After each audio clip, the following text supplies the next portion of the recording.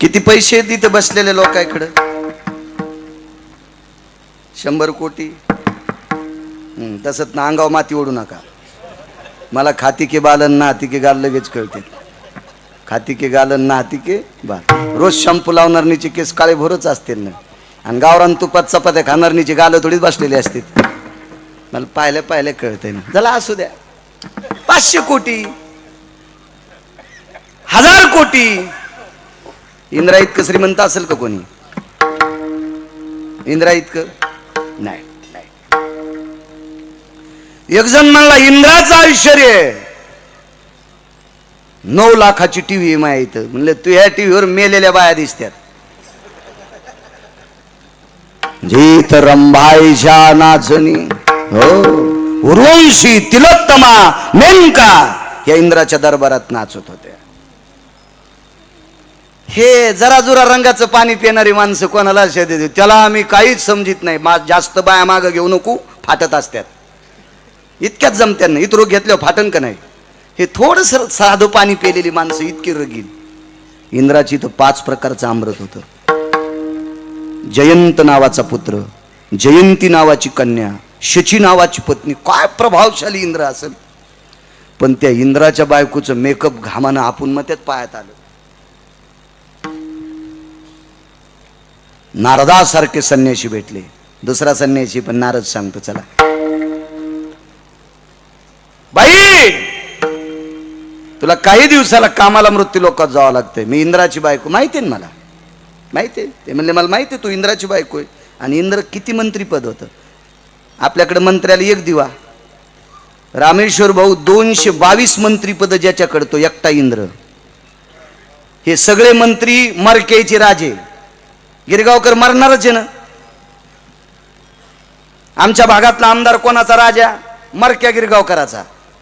सगळे मरणारच ना आपल्या जिल्ह्यातली माणसं, तालुक्यातली माणसं. मरक्याचा. इंद्र अमरांचा राजा होता, देवांचा राजा आहे. काय प्रभावशाली, किती वैभवशाली बायको असेल त्या इंद्राची. हा इथं तर सक्रातीच्या आदल्या दिवशी बँकेतून दागिने काढले आणि पुन्हा सक्रात झाल्यावर 3ऱ्या दिवशी पुन्हा बँकेत कोचून ठेवले. आणि ते काढण्यासाठी दुसऱ्याकडून उसने घेतले होते. तरी पदराच्या वरून एकदानी टाकीन. आणि जिच्या गळ्यात दागिने तिलाच हळदी कुकू देईल. जिच्या गळ्यात दागिने नाही तिच्या कपाळावर काही इचू दिसतो का? लय रगीलपणा बाप्पा. जाऊ द्या, धनवंताला की सर्व मान्यता आहे. मग खाली जरी इतका फुगीरपणा तर इंद्राची बायको किती फुगीर असेल याचा विचार करा ना. काय वैभव असेल कल्पना करा. खाली इतकी किंमत. खाली कशी किंमत असते माहितीये का? आता आमचं घर जर तुमच्या शेजारी असेल तर आमची इथं संक्रांतीचं वाण ठेवलं तर हुशार बायको गिरगावकराची. रामेश्वर भाऊच्या मंडळी आल्या की 1 किलो गुळाचं ढेकूळ देणार वानामध्ये. वानाचं ते वान देतात ना, 1 किलो गुळाचं ढेकूळ. जिल्हा परिषद सदस्याची बायको आली की 1 किलोचं ढेकूळ. ग्रामपंचायत सदस्याची आली की अर्धा किलोचं. आणि ड्रायव्हरची बायको आली की शॅम्पूची पिढी. होंडी नाही व्हायची का होंडी? ड्रायव्हरची बायको आली की काय देते? शॅम्पूची पुडी. दाजी आहे का नाही? दाजीचीच नाही, तुमची आहे. ड्रायव्हरची बायको आली की कशाची पुडी? कृष्णा भाऊ केस तरी राहीन का डोक्याला? इतका नालायकपणा. चला मग खाली जर आपण इतका रवरवपणा करत होतो, इंद्राची बायको काय वैभव असेल आप्पासाहेब, काय श्रीमंत असेल ती. पण तिचं वैभव एका शकंदातच एका संन्याशानं मातीत घातलं. स्वर्गात तोपर्यंत राहता येते. बँकेत कोण्या माणसाला किंमत असते रामेश्वर भाऊ? ज्याचे पैसे बँकेत आहेत त्याला, का ज्यानं कर्ज काढले त्याला? इमानदारीनं तुम्हाला बाळूच शपथ आहे सगळ्याला. वकील साहेब कुठे बसलेत? देशमुख वकील साहेब खाली बसलेत. वा वा. ज्याचे बँकेत पैसे आहेत का, भरपूर पैसे असले ना कृष्ण भाऊ, मॅनेजर कॅशियरकडे जाऊ देत नाही, त्याच्या कॅबिनला बोलिते. तिथं तुमची सही घेते आणि कॅशियरला सांगते या कॅबिन मध्ये पैसे आणून द्या. मात्र पैसे बी तितके लागते ना. हो उगाच हे 2-3 महिन्याचे 2000 आले आणि तेच काढायला गेला. तसं नसतं समळ्या. हा मला 2000 आले तो जाऊ दे. ते पेनला परवडत नाहीत त्याला. पैसे सुद्धा तितके बँकेत असावं. मॅनेजर सुद्धा किंमत करते, कॅशियर लांब सोडून द्यावं. तसं स्वर्गामध्ये खाली बँकेत गेल्यावर ज्याच्या नावावर पैसे आहेत त्याला किंमत आहे, स्वर्गात त्याला किंमत आहे ज्याच्या नावानं पुण्य आहे त्याला. पुण्य संपलं येऊ लागते माघारे मृत्यू लोका. आळंदीतले मालक सांगतात खाली यावं लागतंय. बाईची ती अवस्था झाली, आता करायचं काय, नेमकं कुठं जायचं, कोण्या भागात. हो, मा जगदंबेच्या परिसरात, तुळजापूर परिसरात आलो तर सगळे गोटेच आहेत, पार दगड, खालीवरी जमीन. इकडं जावा, जरा खाली गेलं की उसाचा पट्टा, मंगळवाड्याकडे गेले की भिवरतड, अजून गोडसा पट्टा. नेमकं कोण्या भागात जन्माला जा. पण बाईने विचार केला कोण्या भागात गेलं तरी खुरपावत लागणार आहे. सोन्याची सँडल घालणारी बाई, सँडल कशाला घालीन, रस्तेच सोन्याचे होते, चिंतामणीच्या सडका होत्या, सोनं काय शिल्लक गोष्ट आहे. एवढ्या वैभवात कल्पतरूच्या झाडाखाली बसलेली बाई, हिवराच्या ना आंब्याच्या नाही, एवढी मोठी बाई आज खुरपायला याची वेळ आली. करावं काय, या दुःखातून मुक्त व्हायचं असेल तर खाली जाय. मृत्यू लोकात खाली आल्या, राधा या रूपात आल्या आणि अनया नावाच्या गवळ्याच्या पत्नीचं स्वरूप धरलं. राधा या रूपानं खाली आल्या आणि नुसतं एकच काम करायचं होतं, फक्त त्याला बघायचं. मिस पानियाची गोविंदाची चट. चट म्हणजे आवड आणि मिस म्हणजे निमित्त. निमित्त पाण्याचं होतं तुकाराम भाऊ, आवड मात्र त्याचा चेहरा पाहण्याची होती. किती पाहिलं देवाला, किती पाहिलं देवाला, इतकं पाहिलं कृष्णराजे, इतकं पाहिलं की या माऊलीच्या पाहण्यानं इतकं कर्ज देवाव झालं की त्याचीच मान वाकली. ब्रह्मांडाचा धनी तो संती केला ऋणी. कर्ज झाले, पैठणचे मालक सांगतात देवाच्या डोक्यावर कर्ज आहे. मान वाकली राधेच्या पुढं. आणि मग राधेला विचारलं तुला काय देऊ. ती म्हणली मला काय दे तू, मी इंद्राची पत्नी होते आणि आता जिल्हा परिषद आणि पंचायत समितीनं आमदार खासदार हे मृत्यू लोकातला मंत्री करशील, हे मला नको पद. हे कवा नाही, काय मेळ नाही. हे इचकलं तर सपुना कधी संपत आहे, मधात वाजत आहे, म्हणजे इथले पद तर नकोच. मी 33 कोटी देवांच्या राजाची बायको झालेली आहे, मला कशाला उगाच. वाघिणीचं दूध पिणार नीला शिळी बक्षीस दिली. जिच्या इथं वाघीण दूध देती रामेश्वर भाऊ, वाघीण. आणि वाघिणीच्या दुधात चपात्या खाणार बाईला तिच्या वाढदिवसाच्या दिवशी एक जणीनं शिळी दिली. शिळी. त्या बाईनं मला सांगितलं महाराज मला शिळी गिफ्ट आली. म्हणलं बाई तू इतकी कस काय खुश. काय नाही म्हणली, मला त्या बाईनं शिळी गिफ्ट दिली. म्हणलं तू इथं वाघीण दूध देती आणि शिळी काय करायची. त्या बाईची शिळी वापस. तर ती बाई म्हणली मी दूध खाण्यासाठी नाही दिली, तुमच्या पोराला ऊन लागल्यावर शिळीचं दूध कानात टाकलं की ऊन राहते. वाघिणीचं दूध खाणाऱ्याला ऊन लागत असते. आहेत का गोळ्याचा पत्ता आहे का ते, संपल्या समजायचं गोळ्या. शेची सांगते मी इंद्राची पत्नी आहे. हे खालचे पद शेळेवानी मला कशाला देतो, काय खरं या पदायचं. हे आज आहेत उद्या नाहीत, पदार असलेला नसेल कशाला देतो आम्हाला हे पद. वैकुंठ पाहिजे नकोय, कैलास पाहिजे नकोय, सत्यलोक पाहिजे नकोय. मग काय देऊ तुला, एकच देऊन टाक. ज्या दिवशी हे शरीर सुटेल आणि ज्या मातीत समर्पित होईल त्या ठिकाणची माती कपाळाला लाई जाय. गोपी चंदन उटी तुळशीच्या माळा. राधा म्हणजे गोपी रामेश्वर भाऊ. आणि एकच मागून घेतलं की चंद्र सूर्य येतोपर्यंत सुख जाता कामा नये. माझ्या माईंनो तुम्हाला प्रणाम करतोय, कारण माझ्या देशाची संपत्ती आहात तुम्ही. हे म्हणते मेला आम्हाला कडक बोलवतो ना आमच्या पाया बी पडतो. कडक याच्याकरता बोलतोय माझ्या माईंनो, माझा स्वार्थ आहे. तुम्ही चुका करता कामा नये. महाराज ज्या माऊलीनं खुरप्याच्या आणीवर रामेश्वर भाऊंना मोठं केलंय, खुरप्याच्या आणीवर. ज्या शिवाजीरावांनी काबाड कष्ट करून मिळेल त्या पसाभर धान्य दळून आपल्या लेकराला मोठं केलंय. महाराज तुम्ही इतक्या पवित्र आहात, या देशातले हिरे घडवायची ताकद तुमच्याकडे. कारण संस्कारी भाऊ आई लावित असते. म्हणून राज्य राणी व संपत्ती तुम्ही चुकता कामा नये. तुम्ही चुकल्या की आपली संपत्ती ही मुख्य मातीत जाणार. मुख्य संपत्ती म्हणजे पैसा नाही. या देशामध्ये जितके सात्विक पुत्र जन्माला येतील तितका हा देश पवित्र सांभाळतील, गोड सांभाळतील. आणि ते तयार करणं तुमच्या हातात आहे. मारुती रायाचा अधिकारी इतका मोठा झाला, त्यांचं स्वयं कर्तृत्व नाही, अंजनी मातेचं कर्तृत्व आहे, माता अंजनीचं कर्तृत्व आहे. हो, मारुती रायाने स्वतः दिलासा दिला एका ठिकाणी. कोणाला? वाल्मिकांना सांगितलं, माझ्या आईचा पुरुषार्थ आहे, माझ्या आईचा स्त्रीत्वाचा पुरुषार्थ आहे, तिच्या स्त्रीत्वाच्या पुरुषार्थानं मी विश्वाच्या मालकाच्या पायापाशी बसतोय. एवढ्या मोठ्या आहात तुम्ही. चला, तुम्हाला प्रणाम करतोय. तुम्ही पतीच्या नावानं कुंकू लावता. तुम्हाला भारतात एखादा नवरा सापडला का बायकोच्या नावानं गण लावणारा? नाही सापडला. नाही नाही, जगात एकच व्यक्ती आहे, तो फक्त विटेवरचा बाप. जिनं भजन केलंय, जिनं आपलं चिंतन केलंय, जिनं डोळ्यामध्ये आपल्याला सामावलंय, तिचं नाव राधा रामेश्वर भाऊ. आणि ती संपल्याच्या नंतर तिचं शरीर ज्या ठिकाणी समर्पित केलंय त्या ठिकाणची माती आजही तो कपाळाला लावतोय. आणि त्याचं भजन करणाऱ्याला सांगितलंय गोपीचंद लावा. महाराज एक विनंती करतो, राग मानू नका. एक छोटा भाऊ समजा मला. तुम्ही इना घेऊन फार सुंदर डोलता, पण उद्यापासून फेटा बांधायचा. कारण हा फेटा ज्ञानोबाराय तुकोबारायच्या संप्रदायात मान्य नाही. बघा, ह्या लोकांना विचारा, हे परंपरेतले लोक आहेत. ही परंपरा, हा भाग किती पवित्र आहे सांगू तुम्हाला रामेश्वर भाऊ. तुम्हाला हा जो उद्बोध आलाय, ही भावना निर्माण झाली, तुमच्या मातीतला परमार्थ आहे. वैकुंठवासी मुक्त कैवल्य नामनिष्ठ गुरुवर्य रामकृष्ण भाऊंचा परिसर आहे. या परिसराला सुगंध वास्करांचा आहे,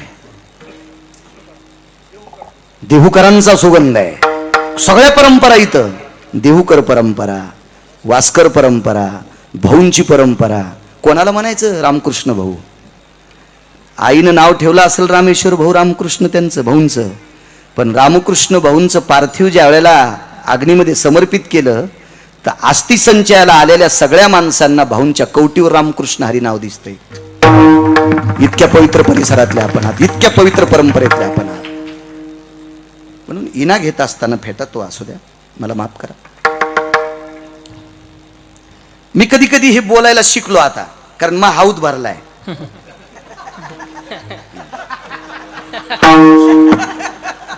हा, त्याला राग आला तर त्याच्या जिल्ह्यात मला येऊ द्यायचे नाही, तरी मग काही इचकत नाही. पण मी ज्ञानोबाराय तुकोबारायच्या नावानं भाकरी खातो, मी स्पष्ट बोलणार. एक जण म्हणला, महाराज कीर्तन झकास करा. म्हणलं, तुझ्या बायकोची साडी नेसून नाचवतो सुंबळ्या. कीर्तन हा झकास विषय असतो, कीर्तन हा बोधावर आरूढ विषय असतोय. तुला जर झकासच पाहिजे असेल तर तमाशा लाव ना, कशाला कीर्तन कर बोली. तो हरामखोरा. विठाला विठाला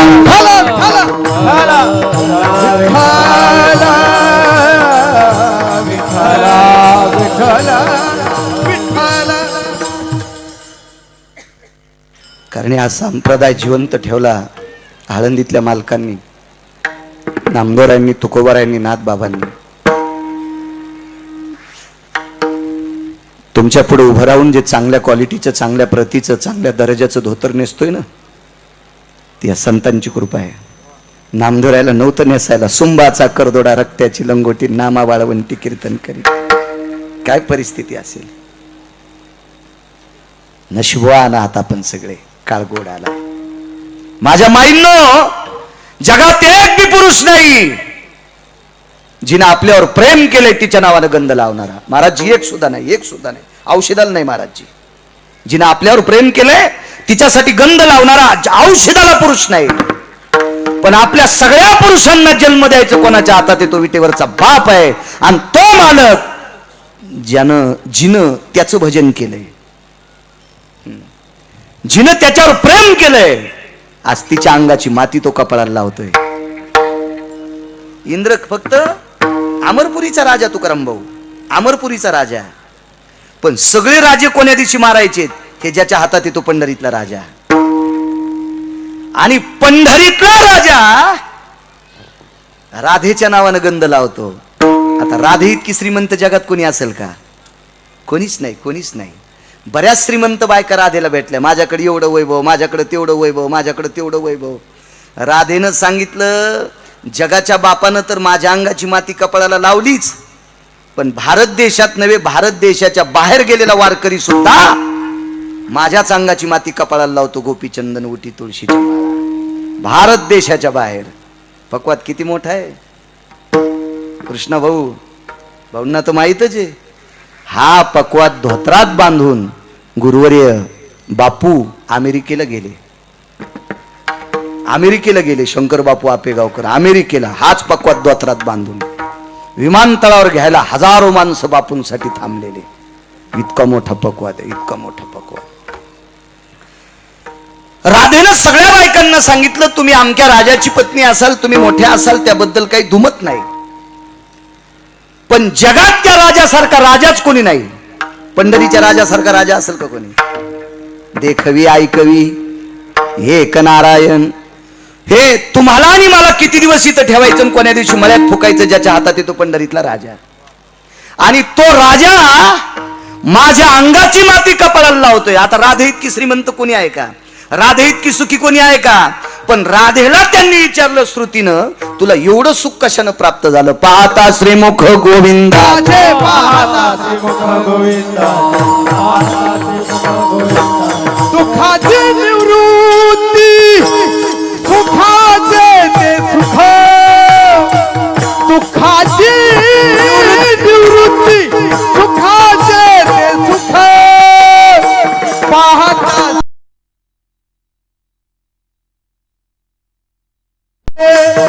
पाहता श्रीमुख गोविंदाचे, दुःखाची निवृत्ती सुखाचे सुख, दुःखाची निवृत्ती सुखाचे सुख, पाहता श्रीमुख गोविंदाचे, पाहता श्रीमुख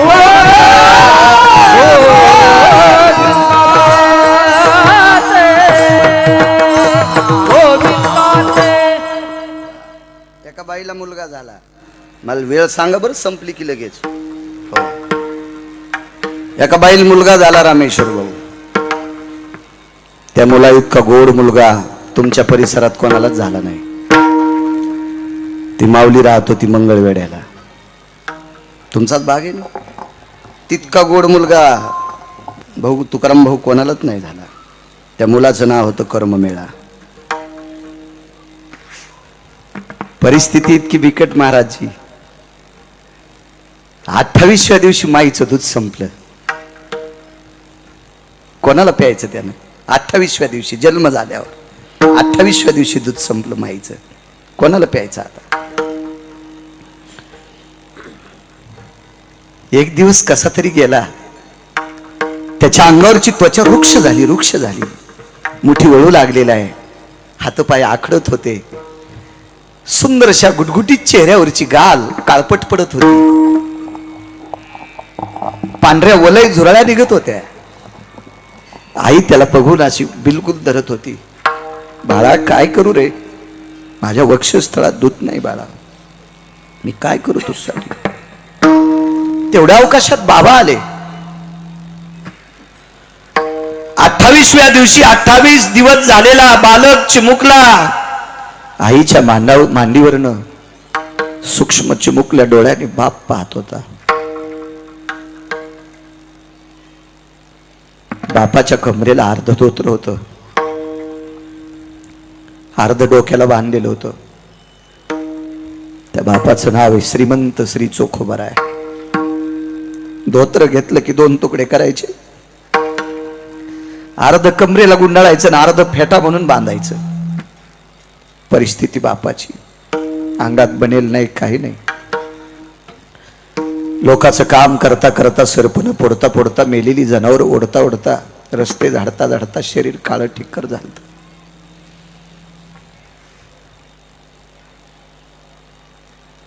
पोराची दृष्टी बापाकडे गेली. बापानं मुलाकडे बघितल्याबरोबर डोळे रडत नव्हते, हृदय रडत होतं. तो बाप धैर्यशील बाप होता, पुरुषार्थी बाप होता.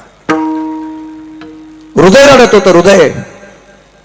आणि सहज पत्नीला सांगितलं, सोयरा पाहता श्रीमुख गोविंदाच्या, त्या प्रभूचं मुख बघितल्याच्या नंतर काय पुरुषार्थ आहे. ए सोयरा जी,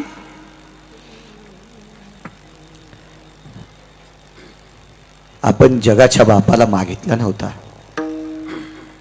पवित्र भारत देशात बाप हा शब्द कोणी प्रसिद्ध केला तर चोखोबारायांनी केला. विटेवरच्या मालकाला बाप पहिलं नाव कोणी वापरलं असेल ना तर चोखोबारायांनी वापरलं.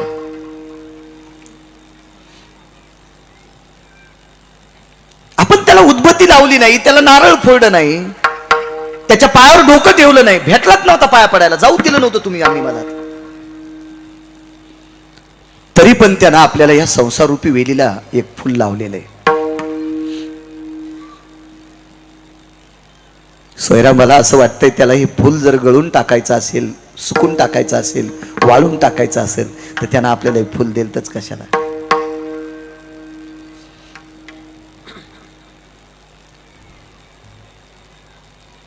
सोयराबाईनं सांगितलं, धनी ऐका माझ्या माईंनो, पोरग शेवटचे श्वास मोजते, घरी शिभर दूध नाही, कोणाच्या घरी जायची हिंमत नाही, येऊ देत नव्हते दारात, पण त्या दुःखात असताना बायको नवऱ्याला धनी म्हणत होती. महाराज तितका श्रीमंत नवरा जगात कोणी नसेल.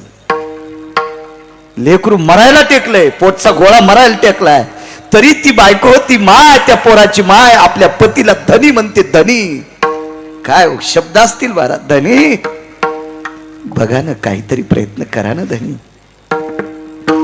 बघा ना आपल्या बाळाची वाचेल का हो, लय गोडे हो, लय गोडे. त्या झोपड्याच्या एका खांबाला धरून कवटाळून चोखोबाऱ्या रडत होते. देवा लय गोड लेकरू देलतस रे, हे देवा माझ्यापेक्षा विद्वान दिलंस रे, देवा मला कळाल्याच्या नंतर मी भजन केलं रे. चोखोबाऱ्या देवाला म्हणतात, देवा मला कळाल्याच्या नंतर भजन केलं, माझ्या बाबानं सांगितल्यावर मी भजन केलं, बाबांचं नाव होतं रानोबा. हे देवा माझ्या आईनं सांगितल्यावर मी भजन केलं रे. देवा माझ्या मुलाला मी सुद्धा सांगितलं नाही, देवा माझ्या मुलाला त्याच्या आईनं सुद्धा सांगितलं नाही, ते झाल्या झाल्या तुझं भजन करीत होतं. उपजताची कर्म मेळा वाचे विठ्ठल सावळा. देवा झाल्या झाल्या त्याच्या जिभेवर तुझं नाव होतं रे, तुझं नाव होतं, तुझं नाव होतं. ऐक ना देवा, ऐक ना रे देवा, आम्हाला सांभाळील याच्याकरता जिवंत ठेवू नकोस. देवा आम्हाला मोठे झाल्यावर त्यानं नाही सांभाळलं तरी चालेल रे देवा, पण तुझं भजन म्हणणार याच्याकरता जिवंत ठेव, तुझं भजन म्हणते ते. देवा माझ्या वडिलांना फार आनंद वाटेल की माझा नातू भजन करतोय. देवा माझ्या वडिलांना, रानोबा महाराजांना आनंद वाटेल त्यांचा नातू भजन करतोय, ते स्वर्गातनं पुष्पाची वृष्टी करतील रे देवा. भजन करणार लेकरू रे देवा, वाचवणार याला, वाचवणं.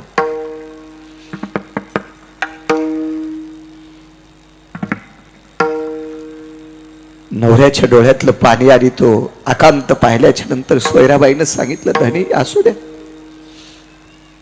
विश्वावर त्याची सत्ता आहे, त्याला जे करायचं ते ठरविल. आपण काही त्याला मागितलं नव्हतं, त्यानं मनानं आपल्याला दिलंय. एखाद्या देवाला नवस केला सुद्धा नाही, त्यानं मनानं दिलंय आपल्याला. मालकाची काय कृपा असेल ते होईल.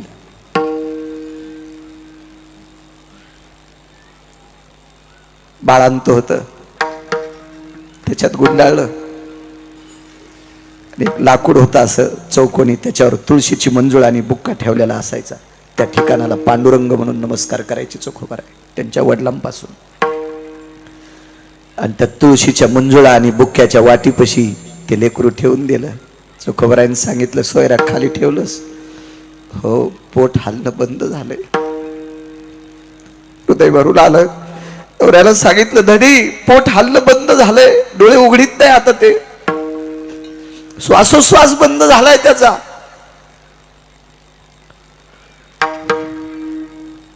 चोखोबारायने उचललं, खांद्यावर टाकलं आणि चोखोबारायच्या कानातून विठ्ठल नामाचा गुंजार येत होता. चोखोबारायच्या कानात जिभेचा शेंडा सूक्ष्म अवस्थेत विठ्ठल विठ्ठल म्हणायचा. सोयरा बाळा आहे अजून आपला, बघतो कोणी सापडतंय का. तर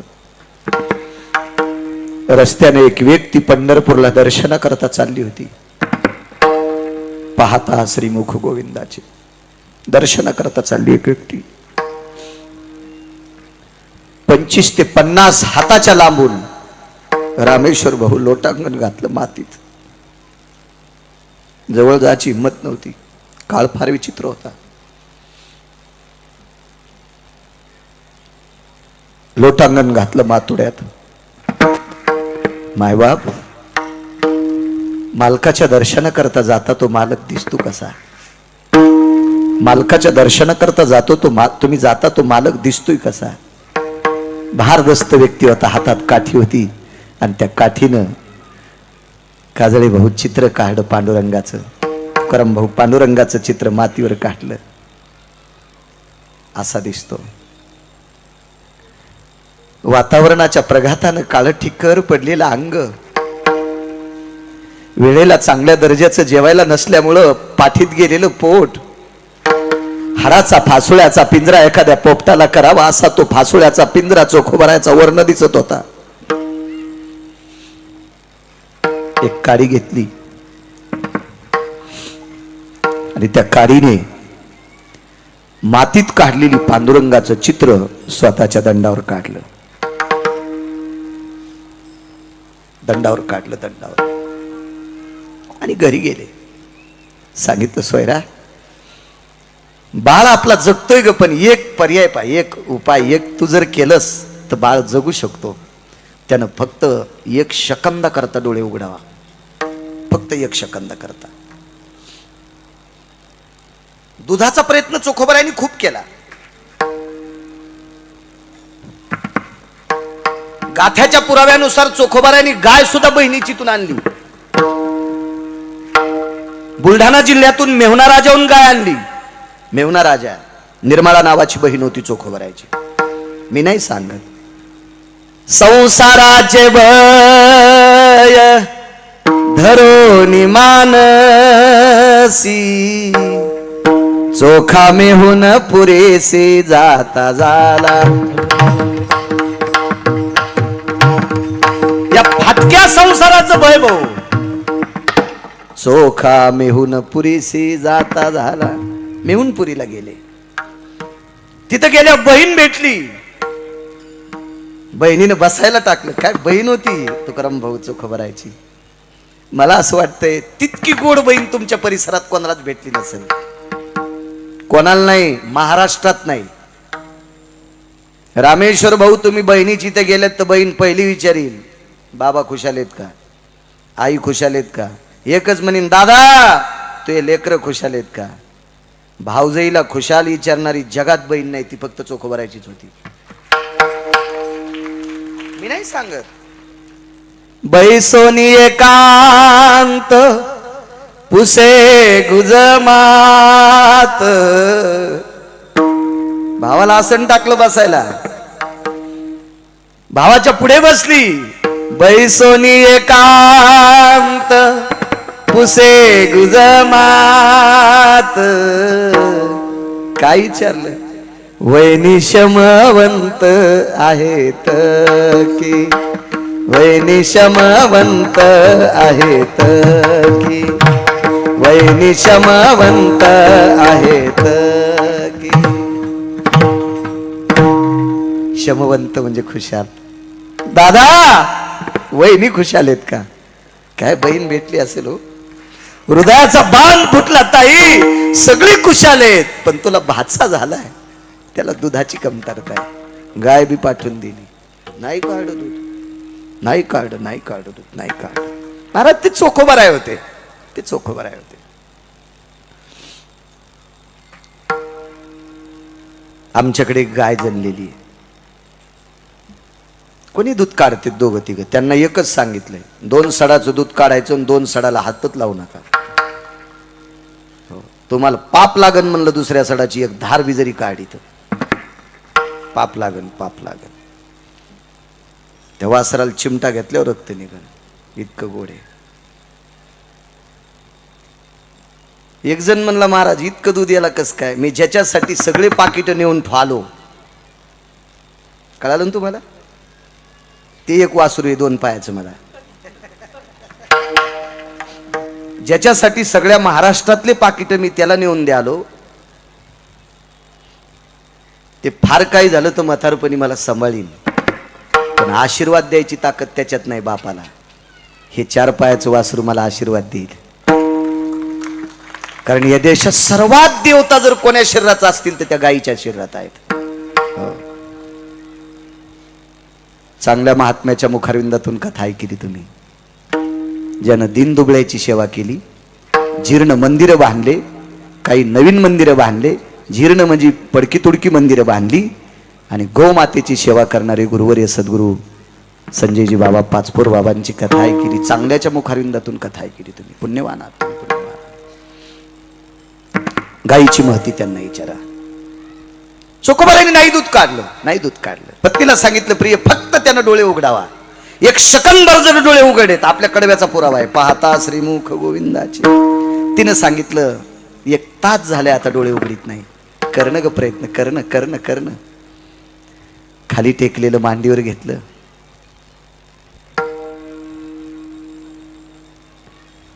आणि लाज वाटत होती चोळीची गाठ सोडायला. का लाज वाटत होती माहितीये? आई लेकराला पाचताना लाजत असते का कृष्णा भाऊ? नाही. पण याच्यात दूधच नाही तर भौतिक कशाला सोडायची चोळीची गाठ? रामेश्वर भाऊ, कशाला सोडायची? दूधच नाही त्याच्यात, दूधच नाही, कशाला सोडायची ती?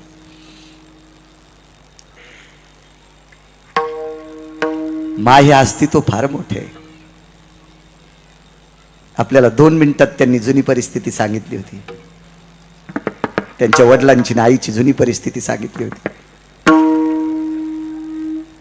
मागच्या आठवड्यात एका माणसाने त्यांचा जुना इतिहास सांगितला. कर्मधर्म योगाने माझ्या बहिणीचा नवरा मला श्रीमंत भेटला.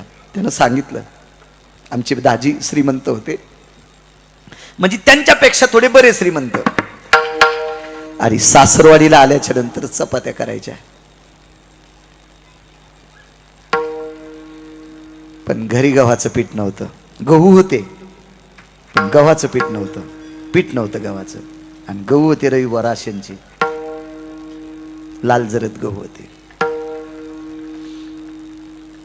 त्या जावयाची सासू शेजारच्या श्रीमंताकडे गेली, रामेश्वर भाऊ, आणि त्या बाईला सांगितलं आम्हाला 8वाभर पीठ द्या, 8वाभर पीठ द्या. त्या बाईला घरचे गहू होते भाऊ. तिने काय उत्तर द्यावा? मी तुम्हाला पीठ देते पण तुमच्या राशनच्या गव्हाचं पीठ घेणार नाही, राशनच्या गव्हाचं घेणार नाही, मला चांगल्या गव्हाचं पीठ लागेल. आणि तिच्या रानात गहू पिकत नव्हते. एक सांगतो, जिनच्या पॅन्टीवाल्यांनी हो, आपल्या बाप दादाने आपल्याला किती कष्टात सांभाळले रे, किती कष्टात सांभाळले. मी चांगल्या गव्हाचं पीठ देईन असा शब्द दिला आणि 8वाभर पीठ आणलं. गव्हाच्या चपात्या केल्या, जावाई जेव घातला. त्याच्यावर 1.5 महिन्याला गहू कापायला आले, गहू कापायला आले. पण गहू कापायला सुद्धा रोजानं कोणी सांगितलं नाही. आता चांगल्या गव्हाचं पीठ द्यायचे तुकाराम भाऊ 8वाभर चांगल्या गव्हाचं, आणि चांगले गहू तर नाही, तर गहू राशनचे गहू. त्याला कोपन म्हणायचे, तुमच्या लहानपणी कोपन म्हणायचे. कोपनचे लुगडे पण नेसले बरं या जुन्या बायाने. ह्या तुम्ही भारीच्या साड्या घालता ना टिकलेवाल्या सुना, जरासा आपल्या आजच सासूला विचारा तुम्ही कोपनचे लुगडे नेसलेत का? आणि कधी कधी ते आजच सासूला, आपल्या सासूला नरम गरम चपाती देत जा, तर तुमचे लेकरं तुम्हाला नीट सांभाळतील. सासू सासऱ्याचे पैसे हिसकून घेऊन जर त्याला तुम्ही नीट वागणूक नाही दिली तर तुमचे लेकरं तुमच्या वाकेल टाकून फुकून देतील. लिहून घ्या गिरगावच्या बाळाचं वाक्य, कीर्तनात सांगतोय. तुम्ही याला बी टाळ्याच वाजवायला का?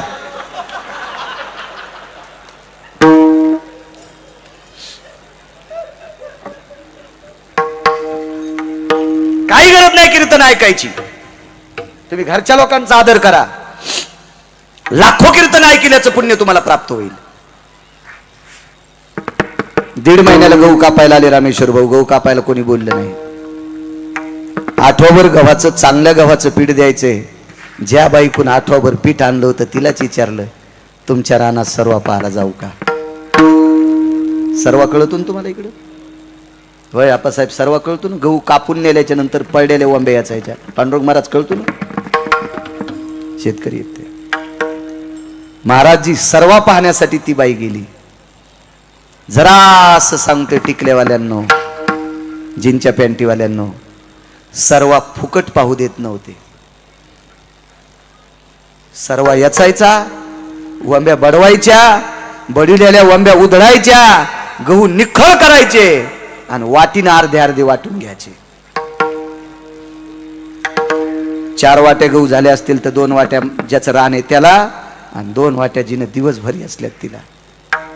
सर्व याचला आणि तो सर्व्याचे गहू दळले आणि बाईचं आठवाभर पीठ देऊन टाकलं. काय परिस्थिती असेल महाराज. त्या परिस्थितीत रामेश्वर भाऊ तुम्हाला तुमच्या आईबाबांनी सांभाळले. आनंद वाटतोय तुम्ही अशा एका सात्विक सदाचारी काळ्या मातीची नाळ असलेल्या कुटुंबाची आपल्या माता पित्याचा उत्सव करता, त्याबद्दल आनंद वाटतोय. वा. उघडील का ग ते डोळे? इथपर्यंत आलतो ना. डोळे उघडील का ते? आता नाही उघडील. करणं ग प्रयत्न. धनी त्यानं डोळे उघाड्या ते वाचेल. हो, फक्त 1 सेकंदापुरते उघड. त्यानं डोळे उघडून फक्त हे पाहावा, इतकं बघावं. 2-3 तासापासून मुखामध्ये स्तन दिलंच नव्हतं. दुःखदांत करणारी चोळीची गाठ सोडली. डोक्यावरचा पदर लेकराच्या अंगावर टाकला, चोळीची गाठ बाजूला सरकवली आणि ज्याच्यामध्ये दूध नाही असं स्तन त्या बाळाच्या मुखात.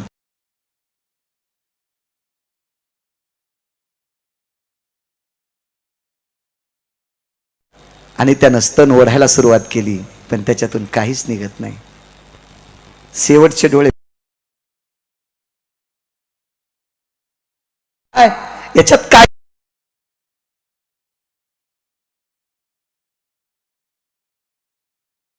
विकळी, शेवटची विकळी, शेवटचा त्राण सोडायचा तो भाग असेल. रामेश्वर भाऊ तितक्यातच डोळे उघडले आणि तितक्यात दंडावरची प्रतिमा दाखवली. दंडावरची प्रतिमा दाखवली. कायमस्वरूपी मुलगा गुटगुटीत. कायमस्वरूपी मुलगा गुटगुटीत. सोयराबाईनं प्रश्न विचारला, हा चमत्कार कशाचा? हा साक्षात चमत्कार नाही, साक्षात्कार. चमत्कार आपल्या संप्रदायात नसतो बरं, आपल्या संप्रदायात साक्षात्कार असतो.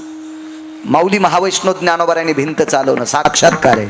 रेड्याच्या मुखातून वेद बोलवणं साक्षात्कार आहे. शिवजी कासाराचा मुलगा कीर्तनातून उठवला तुकोबरायाने साक्षात्कार आहे, चमत्कार नाही. हे चमत्कार इकडेच असते, दोऱ्या गांड्या इकडे साक्षात्कारी संप्रदाय आपला. मानक हा काय साक्षात्कार आहे? ऐक ऐक ऐक ऐक ऐक ऐक हा साक्षात्कार. अगं त्याचं मुख बघितल्याच्या नंतर दुःख जात आहे. त्याच्या मुखात हा पुरुषार्थ आहे, कारण हा अल्पायुष्य होता. अल्पायुष्य होता, बालपणात त्याचा मृत्यू होता. याचं मागच्या जन्मातलं पाप होतं, पण पाप संपवायची ताकद फक्त त्याच्या मुखात आहे. कोटी ब्रह्महत्या मुख कोट्यावधी ब्रह्महत्येचं पातक त्याचं मुख पाहिल्याच्या नंतर जातं. एवढ्या ब्रह्महत्येचं पातक नव्हतं, काही पाप, त्याच्यामुळे तो अल्पायुष्य होता. आणि त्याला बघितल्याच्या नंतर त्याचं पाप कायमचं संपत आहे. म्हणून मालक पाहता श्रीमुख गोविंदाचे, पाहता श्रीमुख गोविंदाचे, दुःखाची निवृत्ती, सुखाचे ते सुख. पाहता श्रीमुख गोविंदाचे, पाहता श्रीमुख गोविंदा. दुःखाची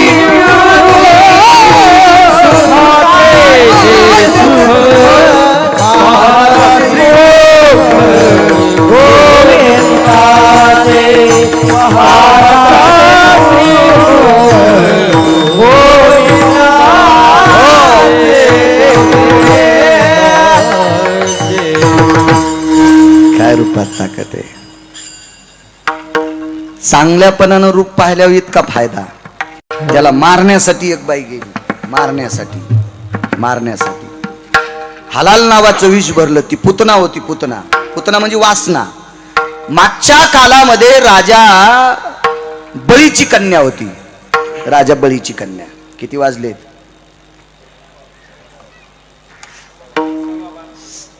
किती झाले? 12:15. 15 मिनिटात जेवण. माणसं जेवायचे हो, ते 15 मिनिटं त्याला लागतील फक्त. वासना होती, वासना. भगवान वामनांना पाहलं आणि वामनांचा तो चेहरा गुटगुटीत बटूरूप, असं पोरग मला व्हावा अशी अपेक्षा केली. रत्नमाला नाव होतं तिचं.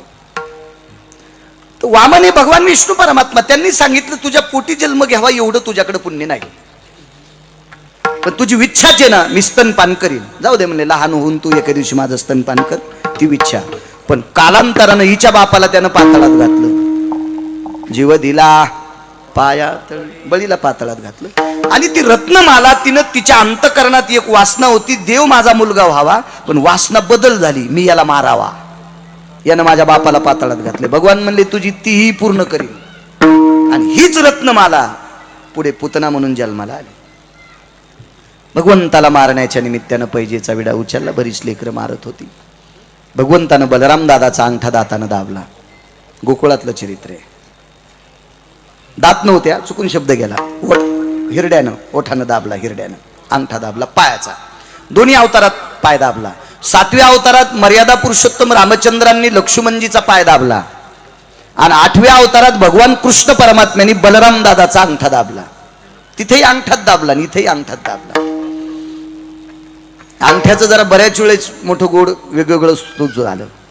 एका ठिकाणी भगवंताच्या अंगठ्यातून गंगेची निर्मिती झाली. याच देवानं हाच अंगठा पतिव्रतेचा पलंग मोडा, म्हणून याच अंगठ्याला तोच पुढे वाली पारधी झाला. त्यानं भिल्ले विंदिले शारंगधर. अंगठ्याचा फार मोठा पुरुषार्थ आहे. हा अंगठा 7व्या अवतारात प्रभू रामचंद्राने लक्ष्मणजीचा दाबला, पायानं दाबला. कारण रामप्रभू वयानं मोठे होते, लक्ष्मणजी वयानं लहान होते. आणि अंगठा दाबल्याबरोबर लक्ष्मणजी शेषाचा अवतार, अंग चाचरलं, पृथ्वी हल्ली आणि 7 ताराचे झाडं एका रेषेत आले. हे 7 ताराचे झाडं जोपर्यंत एका बाणात कोटत नाहीत, मोडत नाहीत, तुटत नाहीत, तोपर्यंत तो मरत नाही. कोण? वाली. म्हणून अंगठा दाबला. आता 8व्या अवतारात बलराम दादा मोठे आणि भगवान कृष्ण परमात्मा लहान. पायानं कसा दाबायचा? मोठा भाऊ आहे, ज्येष्ठ भाऊ आहे, म्हणून पाळण्यातली पाळण्यात फिरले. ते पाळणे बी चांगले होते, लाकडी मोठाले पाळणे होते. ते पाळण्यातल्या पाळण्यात फिरले आणि एकाचं डोकं एकीकडे आणि एकाचं पाय, आणि तो लगेच अंगठा धरला आणि दाबला.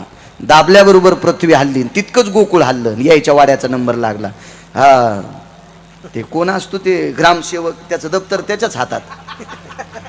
ते म्हणला 30 नंबरचं घर 51 नंबरवर कसं गेलं, त्याला पताच नाही ना. पाळण्यातल्यानं हालिले गोकुळ म्हणजे ग्रामसेवकला पताच नाही. ते दप्तरच घेऊन फिरू लागला. इथं हे वाडा नव्हताच. जाऊ दे म्हणले, बाप्पा भांडण नाही, काय नाही, तू नंतर पाहते कुठं होता तर. आणि नंबर यांचा लागला. त्या वाड्यात प्रवेश केला. जाऊ दे, वेगळाच सांगतो.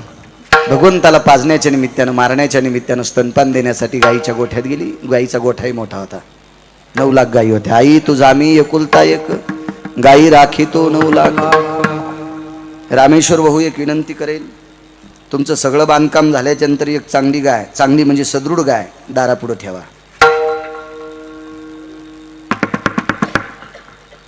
तर तुमच्या बंगल्यात एखाद्या वारकऱ्यानं पाणी पिलं तर त्याला ते घातक ठरणार नाही. ज्याच्या दारात गाय आहे का, त्याच्या घरचा शिळा पदार्थ जरी खाल्ला तर अश्विनी कुमारांची कृपा होती. अश्विनी कुमार म्हणजे आजाराची देवता. नैवम गांजा कसम लिखितम, गांजा भोगीने. वैद्यो सची भव नारायण अश्विनी भवयति जायन्ते, वैद्यो नारायण भय जायम नित्य क्रतुंबय संग सुदाय, कार्यान्मुत भय सकल सुधा छंद पराभय जायन्ते, व्याधिं शमनं सकल सुधाय, व्याधिं शमनं सकल सुधाय, व्याधिं शमनं सकल सुधाय. आम्ही नर्मदा परिक्रमा करत असताना मुनिश्री दधीची ऋषींचा आश्रम लागला. आणि मुनिश्री दधीची ऋषींच्या आश्रमावर उत्तर तटावर अश्विनी कुमारांची भेट झालती. तिथे देवांचे वैद्य होते अश्विनी कुमार. ज्याच्या दारात गाय त्याच्या इथलं फुंगट झालेलं ताक खाल्लं तरी अश्विनी कुमारांची कृपा होती. आणि ज्याच्या दारात गाय नाही त्याच्या इथले गावरान तुपातले पदार्थ खाल्ले तरी स्टोव पेटल्यावानी ऍसिडिटी वाढल. हो, स्टोव पेटल्यावानी ऍसिडिटी वाढल, ऍसिडिटी. हो, गायीची ताकद इतकी मोठी असते महाराज, कारण अन्नपूर्णा गायीच्या खुरानं पवित्र होत असते. पदास्थितो अन्नपूर्णे स्थानो पवित्र भयस्थिताः अधिष्ठितम अन्नपूर्णायां मुक्तम गोपदाय नैवम गिरगावकर लिखितम. गिरगावच्या बाळ्यानं लिहिले का ते? महाराज भूमी पवित्र करण्याची ताकद गाय ती. वास्तुशांतीला गाय कशाला आणत होते महाराज? एक जण म्हणला मी स्वतः वास्तुशांती आता करत नाही मी ते. मी 27 वर्षापूर्वी करीत होतो, आता करत नाही. येणार बी नाही तुमच्या इथं. आलो तर टप्पू आणायला येईल, येणार नाही. मी नाही करीत. आता इकडे आलोय मी. एवढ्या पूजेत आल्यावर तिकडे कशाला जाऊ मी? आम्ही ते पैशावालं होतो भूत, त्याच्या इथं किती पैसे उठवा त्यालाच अक्कल नव्हती. काशीफळाचं झाड उकांड्यावरलं, तुम्ही रानात किती काशीफळ लावा, लय झालं ते एवढं एवढं पडन, उकांड्यावर एवढं होत असते. म्हणजे ती असं पैशावरलं झाड होतं ते. साखरेच्या पोत्यातला मुंगळा किती खावान किती बाऱ्या तांब्या घेऊन जावं अक्कलच नाही. त्यानं वास्तुशांतीला 51 किलो तूप जाळलं. मी होतो तिथं, मी मी मी होतो साक्षीला, मी हजर होतो त्याला हजर. त्याच्यावर 3 महिन्याला भेटला, म्हणले महाराज इतकं तूप जाळलं पण आम्हाला काही सुखत नाही. म्हणलं मला पुरी तूप तुझ्या घरात, तुझ्या स्वयंपाक घरात मला खडा खांदून वरून गॅस पेटून खिचडी शिजून काय म्हणजे तुला सुख भेटल? अरे घरात सुख भेटण्यासाठी गाय असावी. हा तुम्ही शेतकऱ्याच्या अंगावर टाकीता दगड, लाजा वाटायला पाहिजे पैशावाल्याला. आकली गहाण तुल्या, ज्याचं दुकान उघड्यावे त्याला गाई सांभाळायला लावता. आणि तुमच्या इथं शेतकऱ्याचं 2 एकर रान इकल्यावर जितके पैसे येते तितक्या पैशाची तुमची बायको गन पावडर लावायली. आणि तुम्हाला लाज वाटत नाही दारात गाय पाळायला, शेतकऱ्यानं सांभाळावा. गुत घेतलं का त्या शेतकऱ्यानं? बंगल्यावाल्यानं जर गाय पाळली तर काय झोपीत तुमच्या अंगावर बंगला पडन का? अहो काय यायचे इथं सौंदर्य प्रसाधन, भावळ्या कापायचा वस्तारा का एसटीला अडकायल्यात का त्या भावळ्या? हा काय काय किती इतकी वैरण लागेल का गाईला तुमच्या इथं गाय पाळली तर? बंगल्यावाल्यानं गाय पाळली तर काय होते? एक लक्षात ठेवा तुम्ही बी, चोंबळ्या गप्पा नकोय. यायची वास्तू झाल्यावर गाय असली तर यायचं पाणी प्यायचं. हो तुम्ही साक्षीदार आहेत, मला काही जास्त येणं व्हायचं नाही, तुमचं जाणं येणं जास्त आहे. आणि पाचपूर बाबांना बी सांगेल यायची ती येऊ नका गाय जर नसेल तर. गाय पाळा भाऊ, मोठ्याकडनं आम्हाला तीच अपेक्षा. आम्हाला नका काय देऊ, आम्हाला लय दिले देवानं. मला तर इतकं दिले मग हाऊत भरलाय, गळ्यात शपथ दिले. खोटं कशाला बोलू मी? एक जण म्हणला किती दिले? म्हणलं तू ह्या पाया पडायची गरज नाही, इतके दिले. मला कुठे आमदार खासदारकीला फॉर्म भरायचा? आपल्या आपली पोटापुरतं काय कपडे लते चमचन आपलं साधं सुधं खाणं बीस तितकं दिलंय आपल्याला, इतकं मस्त दिलंय. त्याच्यामुळे आम्हाला काय ना, आमच्यासाठी तर गाडी बी उभी करू नका हो, काही गरज नाही. पण गाय पाळा, देव तुमचं कल्याण करील भाऊ, त्याची कृपा फार मोठी आहे. काय सांगू लागलो? गाईच्या गोठ्यात, गाईच्या गोठ्यात आणि देवाला घेतलं. महाराज श्रुतीचे सिद्धांत आहे, तर देवाला मारायसाठी आली, तिला सायुज्य सदन का दिलं? ती मारायला कोणाला आलती? देवाला. मग मला सांगा, आपला खून करायला आलेल्या माणसाला आपण मोक्ष द्यावा का? नाही द्यायला पाहिजे, नाही. पण ताकद कशाची होती? जाग्याची. पंढरपुरातल्या मालकाच्या सुद्धा लक्षात आलं, भगवान श्रीकृष्ण परमात्म्याच्या ही जागा 9 लाख गायीनं पवित्र झालेली आहे आणि या जागेवरीच वास्तव्य आहे. ही त्याच वेळेला पापी जरी असेल रामेश्वर भाऊ, पण ती पुनीत झाली. त्या गायीच्या पदस्पर्शाने पुनीत झालेल्या मातीत ती पवित्र झाली. त्याच दिवशी तिचं पाप संपलं. पण नाईलाजानं हृदयाला लावलंय, मुंच मुंच म्हणजे सोड. ते म्हणलं नाही, तुला मोक्ष देण्यासाठीच आता धरलंय. महाराज मेल्यावर जळताना सुगंध येत होता तिच्या अंगाचा, भगवंताचा स्पर्श झालाय. पेटून दिल्याच्या नंतर सुगंध येत होता भक्तीचा. काय? आणि तिला सायुज्य सदन देऊन टाकलं. अहो मारायच्या निमित्तानं आली, मारण्यासाठी पाहिलं, त्याला मारण्यासाठी पाहिलं तरी उद्धार झाला. किती त्याच्या दृष्टीत ताकद आहे. पाहता श्रीमुख गोविंदाचे विठोबा रखुमाई, जय विठोबा रखुमाई, जय विठोबा रखुमाई, जय विठोबा रखुमाई, जय विठोबा रखुमाई, विठोबा रखुमाई, जय विठोबा रखुमाई, विठोबा रखुमाई, विठोबा रखुमाई, विठोबा रखुमाई, विठोबा रखुमाई, विठोबा विठोबा रखुमाई,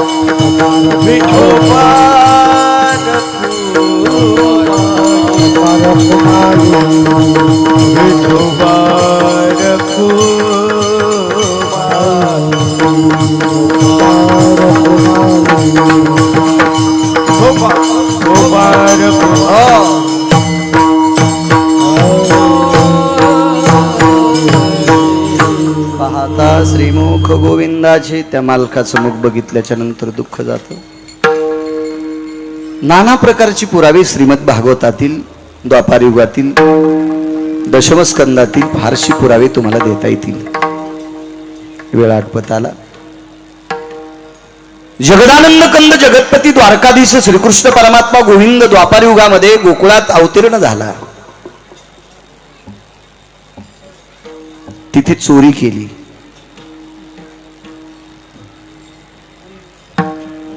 काही काही लोकांच्या आकली नदीच्या पलीकडे गेल्या. म्हणे देवानं चोरी केली. लोण्याची चोरी कशाला केली? दयाची आणि दुधाची चोरी तीव करीत असतो. त्यानं चित्ताची चोरी केली. चित्ताची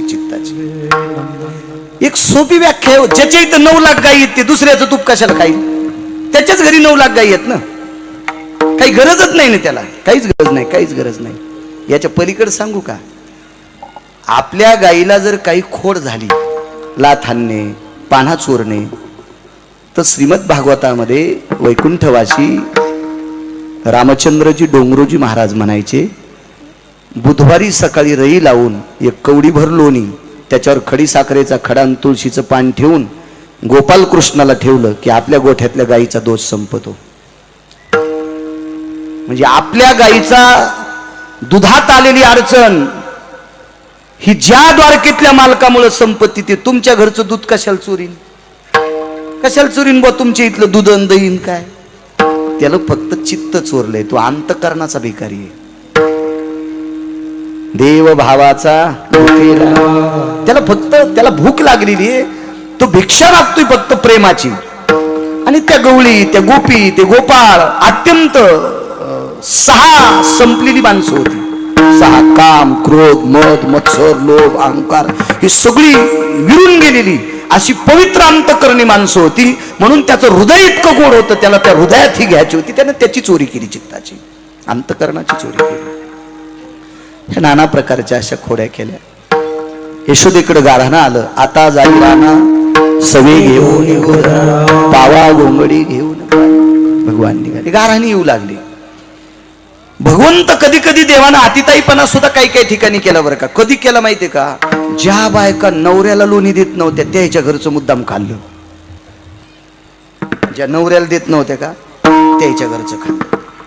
मी तर नेहमी सांगत असतो, जी बाई नवऱ्याच्या पाया पडत नाही महाराजाच्या पडती, तिच्या पापानं महाराज धोत्रा सगळं जळण. जी नवऱ्याच्या पाया पडत नाही महाराजाच्या पडती का, तिच्या पापानं महाराज धोत्रा सगळं जळण. आणि जी नवऱ्याच्या पाया पडती का दिवसात एकदा, तिनं जगातल्या कोण्याच महाराजाच्या पाया पडायचं नाही. लिहून घ्या गिरगावकराचं वाक्य. आणि जी 3दा पाया पडती का नवऱ्याच्या 3दा दिवसात, तिने पंढरपुरातल्या मालकाच्या पण पडायचं नाही. का नाही पडायचं? तिची देवावरी सत्ता. नवऱ्याचं दर्शन घेणाऱ्या बाईची सत्ता पंढरपुरातल्या मालकात आणि काशीतल्या मालकात आहे. हे सोपं सोडून देताना बसता इकडे तिकडे कडबे फुकीत तुम्ही. हे करायले आणि ते करायले, काय सगळं अवघड काम. चला असू द्या. एका बाईला सांगितलं मी येणार तू आहे, ती म्हणली येऊन पाय, येऊन पाय, येऊन पाय. वैकुंठवासी कोठाळकर दादा सांगायचे, त्यांना जास्त संबंध होता दादांचा. अंत्यविधीला भेट झाली आपली तिथं. दादा म्हणायचे, आता ते मोठ्यांची वाणीवर का, आपली काही ताकद नाही, मला काय त्याच्याशी पुरावा नाही. ती गवळण म्हणायची, येऊन पाय, येऊन पाय. ती बी अशी हात फिरवायची म्हणून. दादा म्हणायचे बरं, कोठाळकर दादा म्हणायचे. म्हणजे काय बहादर होती ती गवळण. येऊन पाय, मला काय म्हणते तर. बाकीचं तरी संध्याकाळी खातो, तू येतो दुपारीच खाणार. म्हणजे काय देवाचे लीला. पायात अशी चाळ घातली, म्हणजे चैन होते, चाळ, त्याला घुंगर होते. मला वाटते घुंगराचा आवाज जरा गोडच असतो नाही का, म्हणजे काही काही 1.5 एकर फुकल्यानं, म्हणजे त्याच्यामुळे म्हणालो मी. होय पांडुरंग भाऊ, असं जरा गोड. हो, फक्त याच्या पायातली घुंगर जरा बारीक होते आणि ते जरा ठोकर असते वाटते, बारीक घुंगर होते असे बारीक. आणि ह्या सगळ्याला सोबत घेतले 27ला 27 जणाला, आणि तिच्या दारात नुसता असा पाय आपटीला. काय वाजत असत महाराज. सुनाला सांगितलं, जी काय वाजतंय बाहेर, वाजू द्या ना आत्या. अगं लय कानाला गोड वाटते, बघ ना काय वाजतंय. तर गावात कोणाचं लग्न नाही, काय नाही, काय वाजतंय ग इतकं छुम छुम छुम छुम, काय गोड वाटायला कानाला. आणि मग सुना आतमध्ये गेली, म्हणजे आत्या तेच आहे. ते कोण, तेच आहे. अगं कोणते, तुम्हाला आवडत नाही तेच आहे, तुम्हाला आवडत नाही तेच आहे. त्याला असं नाचता येतं कुठं. आता हिला काय माहिती, त्यानं अख्खं जग नाचिलंय, अख्खं जग नाचिलंय, अख्खं जग. तिला काय माहिती त्याच्यात काय ताकद आहे म्हणून. दुसरा आसन पुन्हा एकदा पाय. आता हे मधात बोलणं चालू होतं तेव्हा त्यानं दोन्ही आपटिले. तर ती म्हणली, अगं इथं हलायलंय, हृदय हलायलंय, हृदय इतकं कोण नाचत आहे. आता तुम्ही ऐकतच नाही, पाय एकदा. आता त्या काळातली सासू होती, आता सासूने इतकं दटी द्याव. त्या काळातल्या सासऱ्यानं आवाज दिला, सुनबाई जी, असा आवाज येत. आता सासऱ्यानं नुसतं म्हणा, सुनबाई काय नाही. जर त्याला कानात मशीन टाकायचं काम पडत, मला बाळ्या म्हणू नका. 2-3 आवाजात सासऱ्याने येडेवानी करूच नका. आता आपोआपल्या हिशोबात राहायचं. आणि कोणी बी वाटुळीत दिवा नाही लावला पाहिजे बरं का, दबड्याचा नास. आणि दिवा लागत नाही. सध्या वाटुळे ही इतकी बेकार वाटुळे सध्या, ही कीर्तनायला भेईनं, भागवतायला भेईनं, रामायणाला भेईनं, शिवपुराणाला भेईनं, दिंडीला पण भेईनं. इतक्या वाटुळी सध्या. वाटुळीत फार विचित्र काम आहे सध्या. कोणीच वाटुळीच्या नादी लागायचं नाही. तुम्हाला एक सांगू का, इतकंच फुरसन दांडात टाका, 5ची मोटर लावा, ऊस कोरडा आणि ओढे फुल. ऊस कोरडा फट, ओढे फुल, म्हणजे दांड फुटतो ना इतक्यात फुरसानं. कचरा इतकाच टाका दांडात तुम्ही. इतकं तुम्ही नका मोटर लावायच्या नादी लागू. तुम्ही मोटर लावायचं तयार करा. लाईट तेच तयार करतात ना. हो, तुम्ही नका बटणं दाबू, आहेत आम्ही लावायला. मला लय नाद आहे मोटर लावायचा, म्हणून तर इतकं रगिलो आणि बोलतो मी. एक जण म्हणला इतकं रगिलो आणि बोलल्या नाही किरदार जाय म्हणलं, काळी माय पठ्याला, तिच्या कृपेनं जगन. एक लक्षात ठेवा, गिरगावकरांचं वाक्य ऐका, किती दिवसाला मरल गिरगावकर सांगता यायचं नाही. मी काय बॉन्ड घेऊन आलो नाही. एकदा वाचलो 4 फेब्रुवारीला, 4 फेब्रुवारी 2019ला वाचलो. तेव्हापासून बसून उभं राहून कीर्तन करता येत नव्हतं. आता नर्मदा मैयाची कृपा झाली, आता उभं राहून कीर्तन करता येते. अजून बी कोण्या दिवशी मरल काय सांगता येत नाही. पण वाक्य नीट लक्षात ठेवा, बाप दादाच्या जमिनी इकू नका. तुमच्या पाया पडतो बुटा सगट, चपला सगळं तुमच्या पायावर कपाळ टेकतो राजे हो. बरडा खरडाची, दगडाची, टेकड्याची, वड्याची, नाल्याची, खड्ड्याची कोणती जमीन असू द्या, जशाला तशी ठेवा. हेच वासरू तुम्हाला 50,000 महिना देते, वर्ष देते 6 आना. शुद्ध गाईच वासरू येईल. तिळभर घाम घालू नका. मी भाऊ 12 वर्षापासून सांगतो लोकायला, जमिनी ठेवा रे. ज्याच्या नावानं 7-12 असेल तो भारतातला राजा असेल रे. ठेवा जमिनी, ठेवा. कोणी जगिणार नाही तुम्हाला. हीच काळी माय आपल्याला परिस्थितीत जगली, हीच काळी माय. ऐका रे ऐका राजांनो, तुमच्या बुटा सगट कपाळ घासूस तर पाया पडतो. शेतकरी राजांनो, तुमचं दुकान उघड्यावर आहे. मी जाणू शकतोय तुमच्यावर कोणी कृपा करत नाही, पण तीच काळी माई एके दिवशी आपल्यावर कृपा करीन. 50 वर्षापूर्वी त्याच काळ्या माईतल्या भाकरी खाऊन आपल्या माईनं आपल्याला दूध पाच दिले. त्याच काळ्या माईतल्या भाकरी खाऊन काय होतं त्यावेळेला, आणि त्याच काळ्या माईनं आपल्याला मोठं केलंय. जरा कृपा करा, त्या काळ्या माईवर लक्ष ठेवा. महाराज, ज्याचं मातीशी नातं असतं का, तो भक्तीशी नातं ठेवू शकतो. भक्तीशी. एक महाराज मला म्हणला, महाराज आपल्याला जमिनी काय करायच्या? म्हणलं, हरामखोरेस तू, भाडव्या नालायका, बुजदिलेस तू, हरामखोरेस. तुला जमीन काय करायची? तुळशीची माळ जिवंत ठेवायची ताकद फक्त जमिनीत आहे. किती देशाचे मंत्री एकत्र आल्या गहू तयार होतील तुकाराम भाऊ? किती देशातले डॉक्टर एकत्रित आल्या गहू ज्वारी तयार होईल? किती आपले महाराज जमा झाल्या गहू ज्वारी तयार होईल? मग गहू ज्वारी तयार करायचा कारखाना कोणता असेल तर काळी माय आहे. आणि गहू ज्वारीच फक्त शाकाहार जिवंत ठेवू शकते, आणि शाकाहार फक्त तुळस जिवंत ठेवू शकते. आणि तुळस जिवंत राहिली की सनातन जिवंत राहिला. वारकरी संप्रदाय जिवंत ठेवायचं काम काळी माय करते. म्हणून माझ्या तुकोबाराने शेतीवर बोलावा, म्हणून माझ्या पैठणच्या मालकांनी शेतीवर बोलावा, म्हणून माझ्या आळंदीतल्या मालकांनी शेतीवर बोलावा. सुक्षेत्र आणि ओलटे बीजही पेरी जे गोमटे, आलोट फळ भेटे परिवेळे की गा. पाण्याची किंमत अनवरत मेघ जळा, धरणे बांधून घाली जे तळा. काय वाणी असली लोकांची. होत्या का शाळा त्यावेळेला? आता हे मांडे इतकली सॉक्स घालून आपल्याला सांगते पाणी अडवा, पाणी जिरवा. आणि यायचं कीर्तनकारानं ऐकायचं. हे गधडे कीर्तनकार ऐकते, ज्यांना माती कळत नाही ते. माती म्हणजे काळी माती कळत नाही ते गधडे यांचं ऐकतील. ज्यांना काळी माती कळती त्यांनी ज्ञानोबारायचं ऐकायचं, त्यांनी तुकोबारायचं ऐकायचं, त्यांनी नाथबाबांचं ऐकायचं. आता धरणं कळालेत का? आता 400 वर्षापूर्वी अनवरत मेघ जळा म्हणजे अवकाळी पडलेला पाऊस. रामेश्वर भाऊ, धरणे बांधोनी घाली जे तळा, नैवम गांजा कसम लिखितम. नाथांचं वाक्य, शांती ब्रह्म एकनाथ महाराजांनी सांगा काय शेतीच्या बाबतीत बोलावं. जमीन चांगली असावा, वापशावा असावा, बीजही चांगला असावा, गोमटा असावा, आलोट फळ भेटे. पण टायमाला पिळी जाय ना. आलोट फळ भेटे परिवेळे की गा. आळंदीतल्या मालकांनी आवती पण आणली का? पण कधी सांगितलं आपल्या शेतकऱ्यांसाठी? आपण त्यांचं ऐक जाणार. त्यांचं कृषी अधिकारी आमच्या शेतात आला गारा पाड्यावर. कृषी अधिकारी नाव नाही सांगत त्याचं, दादा काय करायचं माईकवर त्याचं पेटून आपल्याला. मला का कुठे बिडी पेटवायची का हिव वाजायला म्हणून शेकायचं काय घेणे त्याला. पण कृषी अधिकारी होता. ते म्हणलं महाराज इथं कांदे होते का? म्हणलं होते. एक बी दिसणं. म्हणलं गारानं पाथीचं पाणी झालं. गारा इतक्या पडल्या की गुडघ्या इतकाला थर, कुठं इतीत थर, आणि कांद्याची पात्र हाती रामेश्वर भाऊ. मी म्हणलं साहेब तुम्हाला याच्यातले कांदे पाहण्यासाठी जरा मातीत हात घाला ना. माती वारल्याच्या नंतर बुडाला कांदे दिसले. बरोबर, आपल्याला हे माहीतच नव्हतं. मी म्हणलं तुला कृषी अधिकारी कोणी केले त्याला हाणायला पाहिजे, रुमण्यानं हाणायला पाहिजे, रुमण्यानं तापलेल्या नदीमध्ये. हा पात गारानं गेल्यावर खालचे कांदे ज्याला कळत नाहीत. काय महाराज हे, आणि हे काय कल्याण करणार आहेत शेतकऱ्याचं? काय नाही.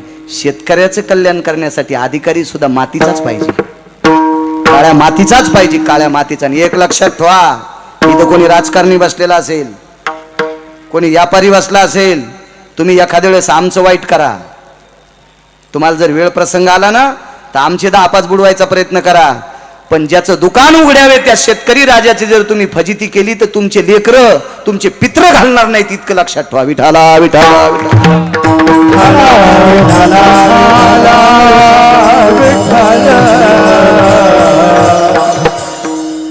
चला. घुंगर वाजत होते. कोण आहे? तेच आहे. अगं नाही ग ते, आवा त्या तेच आहे. ही सासूकडे बघून तोंड कसनुस करत होती, तिकडे बघून हसत होती, कारण हिला ती आवडत होतं. आणि फुटक्या कपाळाच्या सासूला ती आवडत नव्हतं. कितीच अवघड काम असतं बघा, लयच अवघड काम. बाई आलात देवा, आलात. काय म्हणायली? काय नाही तेच आहे ना. आणि तिकडं तोंड करून मनात म्हणायची देवा आलात. वा, सासू बघायला गेली, पाहिलं. बाई तू येस का काय रे? हो मीच आहे. आणि इतकं चांगलं नाचता येतं का? हो इकडं. म्हणलं मधात येत नाही, तू मारणारेस. मारीत नाही बापा, ही मधात ही मध्ये बलिलं नाचित नाचलं ते 2-3 मिनिटं. आता हिला लय पाहा वाटू लागलं ना रामेश्वर भाऊ. देव नाचणं म्हणजे साधी गोष्ट आहे का? देव देव कसा नाचत असेल, ते काय असेल त्याचं रूप, काय सौंदर्य असेल. अंतकरण वेधून टाकलं. नाचणं रे नाही म्हणलं, नाचणं रे बाळा, नाचणं रे. शिव्या देणारी बाई रडकुंडी आली. नाचणं रे, नाचणं रे. एकटा नाचत नाही. माणसं सगळे शेतात गेलेत, कोण नाचन मग? तुम्ही कशाला आहेत? 2-4 म्हाताऱ्या तिची इथं आलेल्या होत्या सुनायला शिव्या देणाऱ्या. लोय काय काय सासा बी चित्र हो. आता मग सुना म्हणत्याला आमच्यावर दगड. सासा का काही साध्या आहेत का? सुनानं स्वयंपाक कर म्हणलं तर करायची नाही, आणि शेजारीन चपात्या करताना तिला उंडे करून देईन. शेजारीन चपात्या करताना तिला उंडे करून देऊ लागली. हिच्यावर मांजराची सावली पडलेली. अशा बी काही टपऱ्या का नीट आहेत का काय? घरी स्वयंपाक करायची नाही, शेजारणीला स्वयंपाक करू लागेल, आहे का नाही? पुरा तू वाहून जायला पाहिजे. सुनालाही खुश झाल्या. आता दोघींना बोललो, एकटीला बोलत नाही. सासूनं सासूचा दर्जा सांभाळा आणि सुनानं सुनाचा दर्जा सांभाळा, संसार सुखात होत असतो. नाचानं धरलं म्हाताऱ्याने ताल. हा काय ताल धरला असं, कसं नाचू लागला महाराज.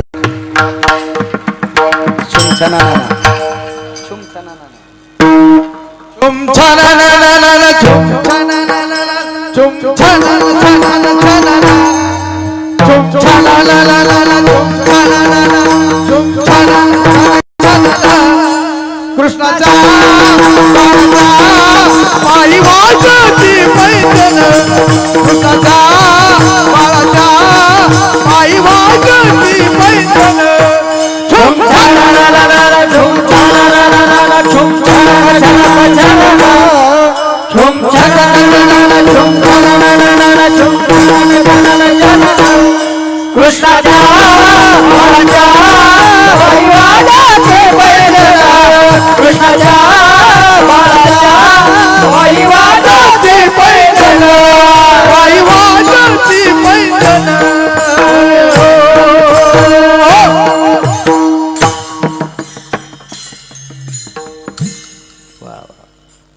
धरला म्हाताऱ्याने ताल. त्या नाचित नाचित हौदाकड्या कोपऱ्यात नेल्या, रान्ना काड्या.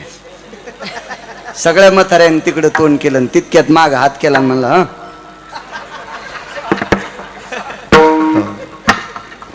आणि आतून आवाज आला, जमलं, सगळ्या भाज्या झाल्यात, हो प्रसाद आला लाह्याचा, आवर बाळ्या. आतून आवाज आला ना देवाला. जमलं. यानं पुन्हा नाचित नाचित नळाकडच्या कोपऱ्यात ते म्हणला, गेले बाहेर. शांत म्हणली, कृष्णा एकदा असं केलं आणि एकदा असं काऊन केलं? ते म्हणलं मला झटका येतोय. बाई झटका नको रे. ते म्हणलं मरायचा येत नाही, माझा झटका वेगळाच आहे. हा मरायचा येत नाही झटका, मला एकदा असा येतो आणि एकदा असा येतो. बाई झटक्यानं लय माणसं. नाही ते म्हणलं ते वेगळे झटके येत आपल्याला तसे येत, मला फक्त असा ना असाच येतो. थांब बापा तुला ताकन भात आणते. ते म्हणलं दुसरं काय गौसन. तवती पालथी आणि मग म्हणली, माय मेल्याचा झटका कळाला ग बाई. असं केलं तर हा कट्टे मधात घातले ना, असं केलं तर हा बाहेर काय. दत्ता महाराज पाथरीकर सांगायचे, बापसाहेब मालक, दत्ताबा पाथरीकर आणि कोठाळकर दादा. फक्त दादा कोट घालीत नव्हते, येईन कोटाच्या खिशात हात घालून पकवत वाजवा तुम्ही. अरे या काय डुलायचे, मजाच वेगळी कृष्ण होती. काय कीर्तनकार दर्जेदार लोक होती महाराज, दर्जेदार. खरंच जिवंत ठेवला मराठवाडा त्या लोकांनी. घराणे आले, आता जाई राणा. मग गाई वासरं घेतली. गाई वासरं शांत बसलेली, सगळी गोपाळी एकत्रित घेतली, सगळ्यांच्या सुदोऱ्या सोडल्या. व्याधी निरशन हितार्थाया यत व्याधी पापक्षाल नोयो, व्याधी निरशन हितार्थायाम कवलम कवलम प्रसाद रस्तु, गोपाल कृष्ण भगवान की जय. ज्ञानेश्वर माऊली ज्ञानेश्वर माऊली ज्ञानराज माऊली तुम्हाला ज्ञानेश्वर माऊली.